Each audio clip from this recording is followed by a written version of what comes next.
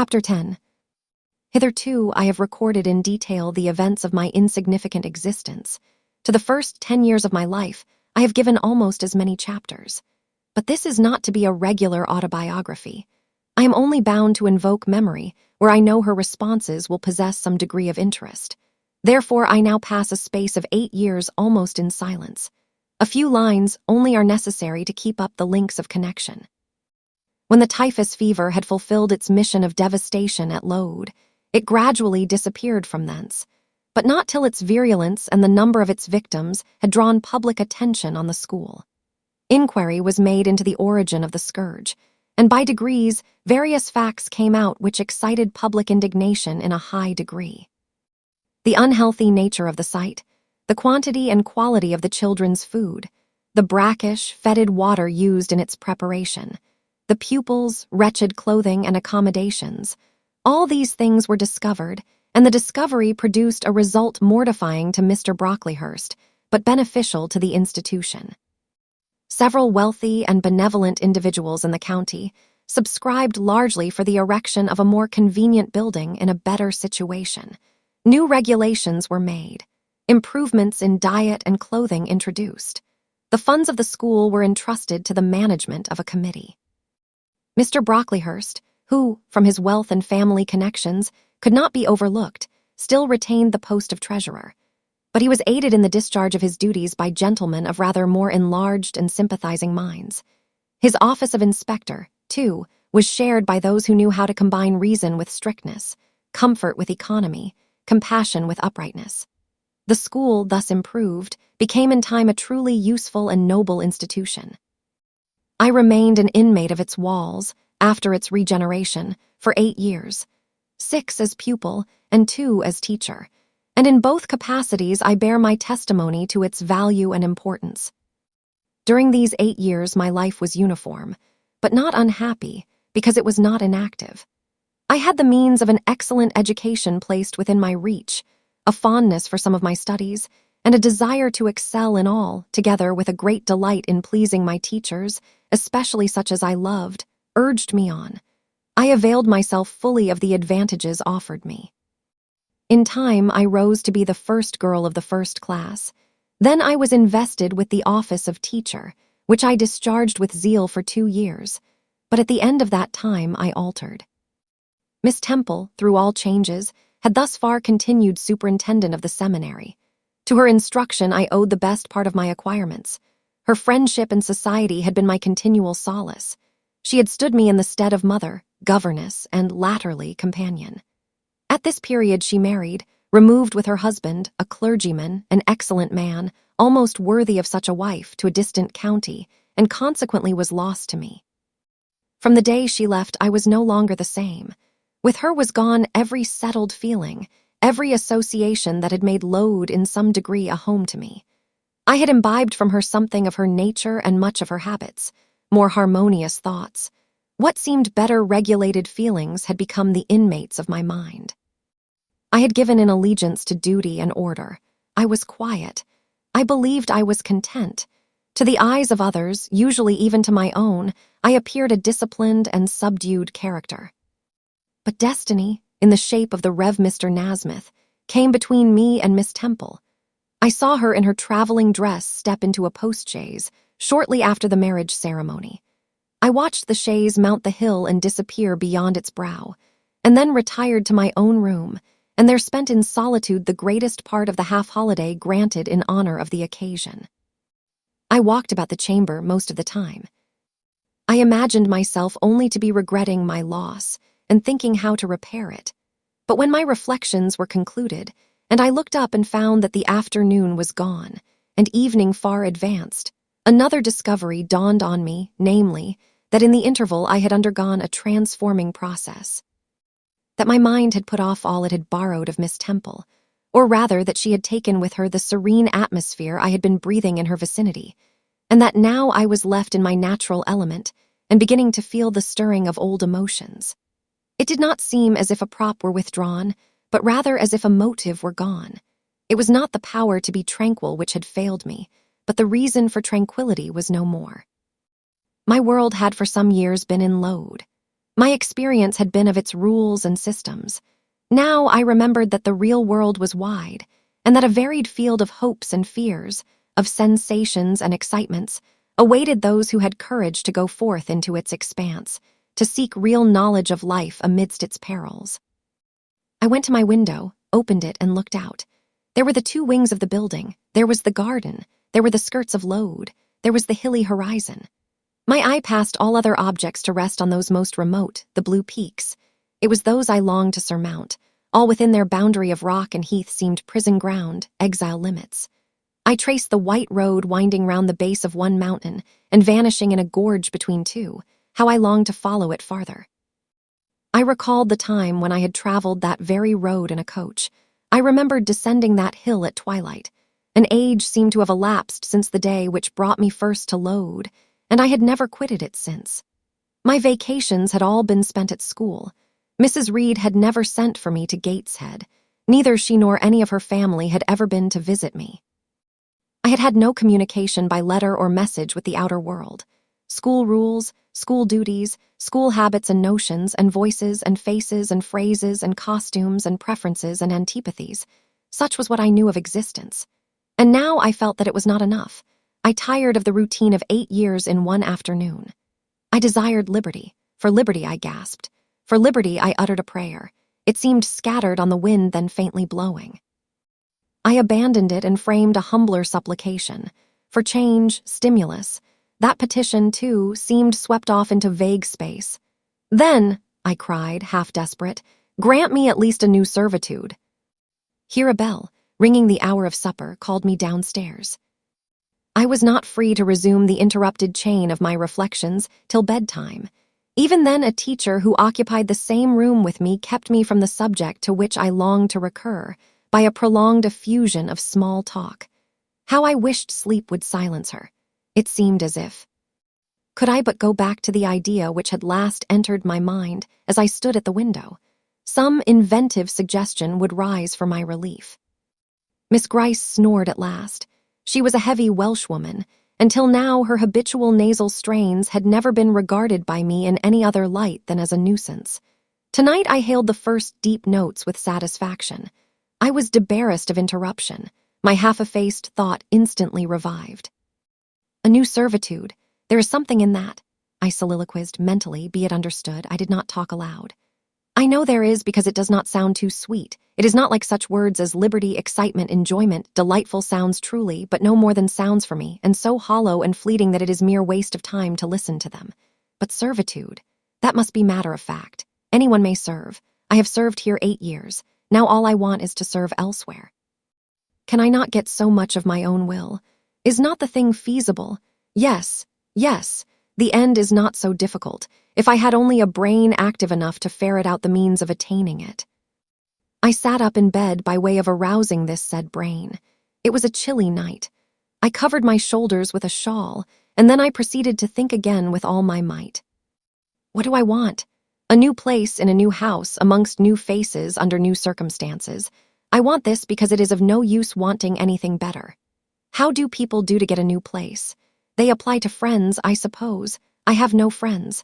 There are many others who have no friends, who must look about for themselves and be their own helpers, and what is their resource? I could not tell. Nothing answered me.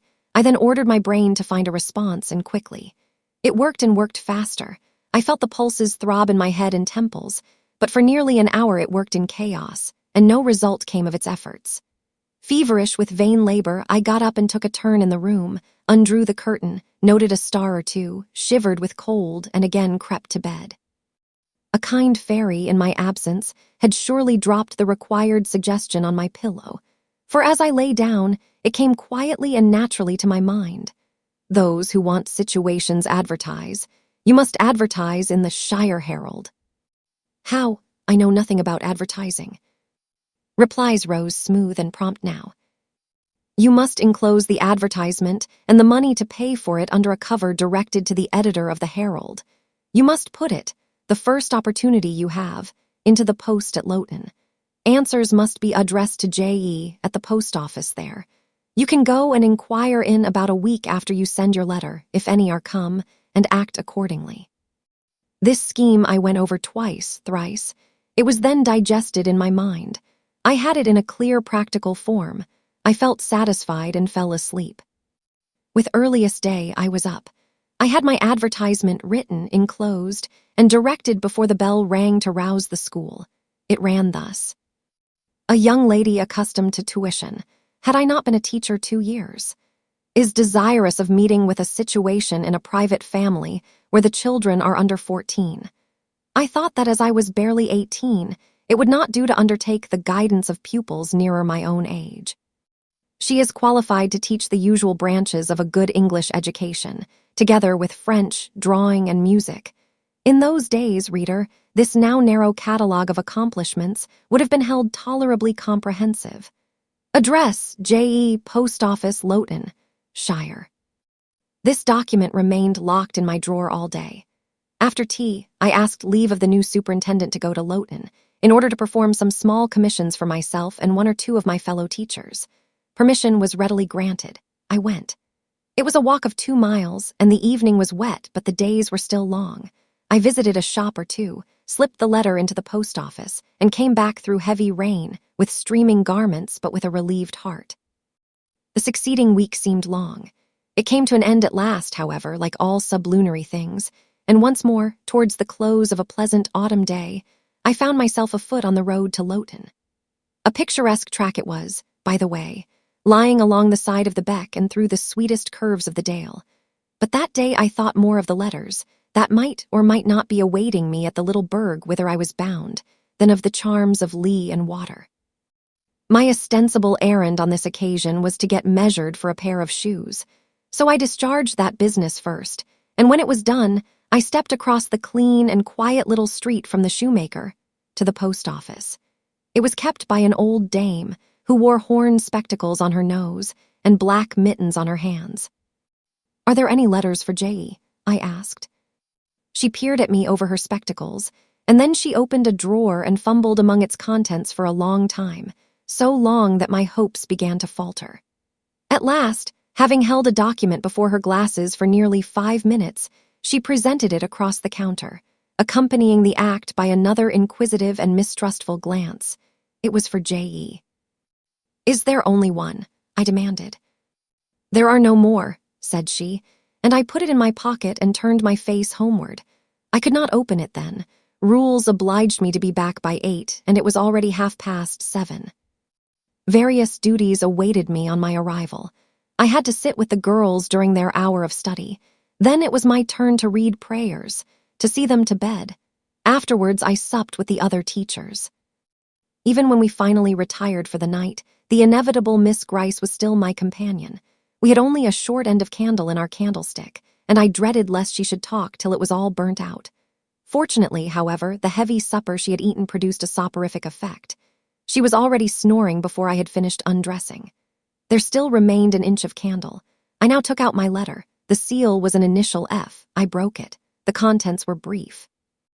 "If J.E., who advertised in the Shire Herald of last Thursday, possesses the acquirements mentioned, and if she is in a position to give satisfactory references as to character and competency, a situation can be offered her where there is but one pupil, a little girl, under 10 years of age, and where the salary is £30 per annum. J.E. is requested to send references, name, address, and all particulars to the direction. Mrs. Fairfax, Thornfield near Millcote, Shire." I examined the document long. The writing was old-fashioned and rather uncertain, like that of an elderly lady.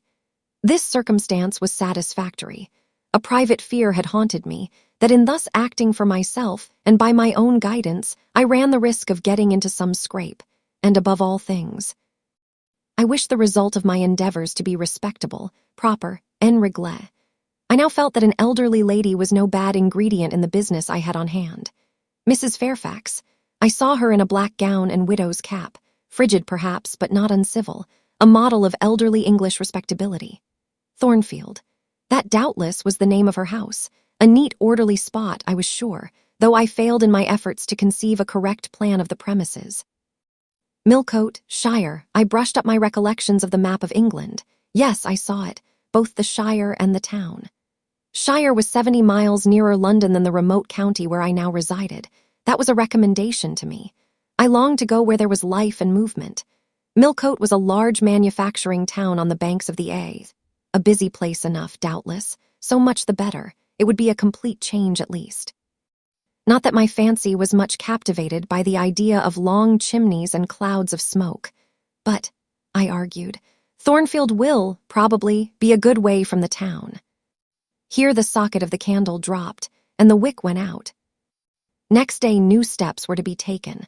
My plans could no longer be confined to my own breast. I must impart them in order to achieve their success.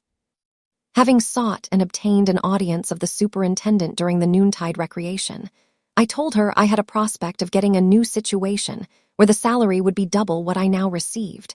For at Lode, I only got £15 per annum, and requested she would break the matter for me to Mr. Brocklehurst or some of the committee and ascertain whether they would permit me to mention them as references. She obligingly consented to act as mediatrix in the matter. The next day she laid the affair before Mr. Brocklehurst, who said that Mrs. Reed must be written to, as she was my natural guardian. A note was accordingly addressed to that lady, who returned for answer that I might do as I pleased. She had long relinquished all interference in my affairs. This note went the round of the committee, and at last, after what appeared to me most tedious delay, formal leave was given me to better my condition if I could, and an assurance added that as I had always conducted myself well, both as teacher and pupil at Lode, a testimonial of character and capacity, signed by the inspectors of that institution, should forthwith be furnished me. This testimonial I accordingly received in about a month, forwarded a copy of it to Mrs. Fairfax, and got that lady's reply, stating that she was satisfied, and fixing that day fortnight as the period for my assuming the post of governess in her house. I now busied myself in preparations. The fortnight passed rapidly. I had not a very large wardrobe, though it was adequate to my wants, and the last day sufficed to pack my trunk, the same I had brought with me 8 years ago from Gateshead.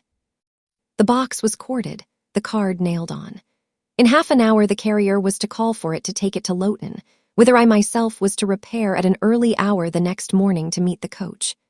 I had brushed my black stuff traveling dress, prepared my bonnet, gloves, and muff, sought in all my drawers to see that no article was left behind, and now having nothing more to do, I sat down and tried to rest. I could not, though I had been on foot all day, I could not now repose an instant. I was too much excited. A phase of my life was closing tonight, a new one opening tomorrow. Impossible to slumber in the interval. I must watch feverishly while the change was being accomplished. "Miss," said a servant who met me in the lobby, where I was wandering like a troubled spirit, "a person below wishes to see you." The carrier, no doubt, I thought, and ran downstairs without inquiry. I was passing the back parlor or teacher's sitting room, the door of which was half open to go to the kitchen, when someone ran out. "It's her, I am sure. I could have told her anywhere," cried the individual who stopped my progress and took my hand. I looked. I saw a woman attired like a well-dressed servant, matronly, yet still young, very good-looking, with black hair and eyes, and lively complexion. "Well, who is it?" she asked, in a voice and with a smile I half recognized. "You've not quite forgotten me, I think, Miss Jane." In another second I was embracing and kissing her rapturously. "Bessie, Bessie, Bessie!" That was all I said, whereat she half laughed, half cried, and we both went into the parlor. By the fire stood a little fellow of 3 years old, in plaid frock and trousers. "That is my little boy," said Bessie directly. "Then you are married, Bessie?" "Yes, nearly 5 years since to Robert Levin, the coachman, and I've a little girl besides Bobby there that I've christened Jane." "And you don't live at Gateshead?" "I live at the lodge. The old porter has left." "Well, and how do they all get on? Tell me everything about them, Bessie, but sit down first, and Bobby, come and sit on my knee, will you?" But Bobby preferred sidling over to his mother. "You're not grown so very tall, Miss Jane, nor so very stout," continued Mrs. Levin. "I dare say they've not kept you too well at school. Miss Reed is the head and shoulders taller than you are, and Miss Georgiana would make 2 of you in breadth." Georgiana is handsome, I suppose, Bessie. Very. She went up to London last winter with her mama, and there everybody admired her, and a young lord fell in love with her, but his relations were against the match. And what do you think? He and Miss Georgiana made it up to run away, but they were found out and stopped. It was Miss Reed that found them out.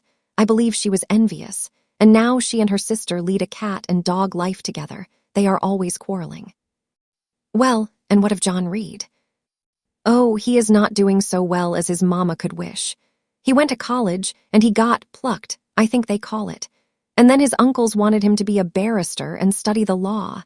But he is such a dissipated young man, they will never make much of him, I think. What does he look like? He is very tall. Some people call him a fine-looking young man, but he has such thick lips. And Mrs. Reed. Mrs. looks stout and well enough in the face, but I think she's not quite easy in her mind. Mr. John's conduct does not please her. He spends a deal of money. Did she send you here, Bessie? No, indeed. But I have long wanted to see you, and when I heard that there had been a letter from you, and that you were going to another part of the country, I thought I'd just set off, and get a look at you before you were quite out of my reach. I am afraid you are disappointed in me, Bessie. I said this laughing. I perceived that Bessie's glance, though it expressed regard, did in no shape denote admiration. No, Miss Jane, not exactly. You are genteel enough, you look like a lady. And it is as much as ever I expected of you. You were no beauty as a child. I smiled at Bessie's frank answer. I felt that it was correct, but I confess I was not quite indifferent to its import. At 18, most people wish to please, and the conviction that they have not an exterior likely to second that desire brings anything but gratification. I dare say you are clever, though, continued Bessie, by way of solace. What can you do? Can you play on the piano? A little. There was one in the room. Bessie went and opened it, and then asked me to sit down and give her a tune. I played a waltz or two, and she was charmed. The Miss Reeds could not play as well, said she exultingly. I always said you would surpass them in learning, and can you draw? That is one of my paintings over the chimney-piece. It was a landscape in water-colors, of which I had made a present to the superintendent, in acknowledgment of her obliging mediation with the committee on my behalf, and which she had framed and glazed. Well, that is beautiful, Miss Jane. It is as fine a picture as any Miss Reed's drawing master could paint, let alone the young ladies themselves, who could not come near it. And have you learnt French? Yes, Bessie, I can both read it and speak it. And you can work on muslin and canvas? I can. Oh, you are quite a lady, Miss Jane. I knew you would be. You will get on whether your relations notice you or not. There was something I wanted to ask you. Have you ever heard anything from your father's kinsfolk, the Eyres? Never in my life. Well, you know, Mrs. always said they were poor and quite despicable, and they may be poor, but I believe they are as much gentry as the Reeds are. For one day, nearly 7 years ago, a Mr. Eyre came to Gateshead and wanted to see you. Mrs. said you were at school 50 miles off. He seemed so much disappointed, for he could not stay. He was going on a voyage to a foreign country, and the ship was to sail from London in a day or two. He looked quite a gentleman, and I believe he was your father's brother. What foreign country was he going to, Bessie? An island thousands of miles off, where they make wine. The butler did tell me. Madeira, I suggested. Yes, that is it. That is the very word. So he went. Yes, he did not stay many minutes in the house. Mrs. was very high with him. She called him afterwards a sneaking tradesman. My Robert believes he was a wine merchant. Very likely, I returned, or perhaps clerk or agent to a wine merchant. Bessie and I conversed about old times an hour longer, and then she was obliged to leave me. I saw her again for a few minutes the next morning at Loughton, while I was waiting for the coach. We parted finally at the door of the Brocklehurst Arms there. Each went her separate way. She set off for the Brow of Lode-Fell to meet the conveyance which was to take her back to Gateshead.